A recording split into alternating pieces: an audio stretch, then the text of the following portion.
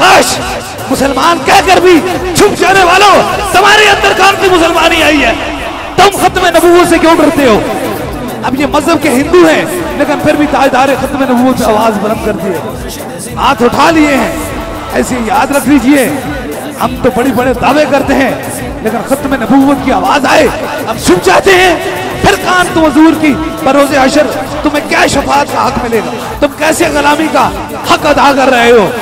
इसलिए हजूर के गुलाम के पास अगर कोई हिंदू भी आ जाए तो फिर भी वो ताजदार खत्म नबूवत की आवाज को ऐसे सीनों के अंदर इश्क मुस्तफा की जब शम्मा जलती है तो करम और मेहरबानियां होती रहती है। तेरा काम बड़ा